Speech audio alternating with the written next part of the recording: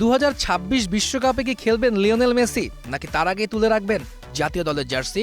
এমন প্রশ্নই এখন ঘুরপাক খাচ্ছে ফুটবল ফ্যানদের মনে। ফুটবলের এই ক্ষুদে জাদুকর বিশ্বকাপে খেলুক আর না খেলুক, প্রস্তুতিটা সেরেছেন ভালোভাবেই।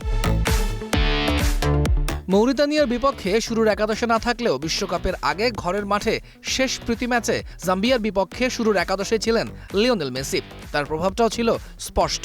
ম্যাচের শুরু থেকেই আলবি সেলেস্তেদের আক্রমণের ধার ছিল চোখে পড়ার মতো। ফলটাও মেলে দ্রুত, মাত্র 4 মিনিটেই দলকে এগিয়ে নেন হুলিয়ান আলভারেজ। দ্বিতীয় গোলের দেখা পেতে অপেক্ষাটা হয় দীর্ঘ, আর সেই অপেক্ষার অবসান ঘটান দলের প্রাণভোমরা লিওনেল মেসি।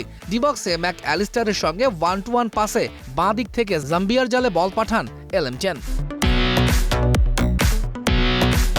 বিরতির পর নিজেদের বক্সে আলমাদাকে ফাউল করে বসেন জাম্বিয়ার ডিফেন্ডার। পেনাল্টিতে কোনো ভুল করেননি ওতামেন্দি। 50 মিনিটে স্কোর লাইন 3-0।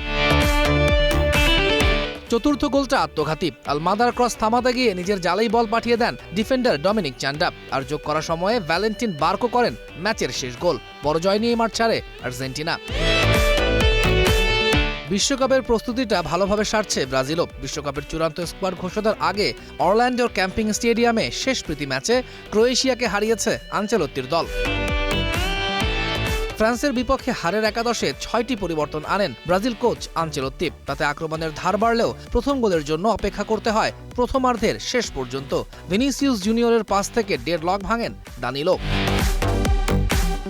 বাকিটা সময় নিরুত্তাপ খেলা হলেও 84 মিনিটে বদলে যায় দৃশ্যপট। ফ্রুকের পাস থেকে দারুণ গোল করে খেলার সমতা ফেরান লভরো মাইয়ের।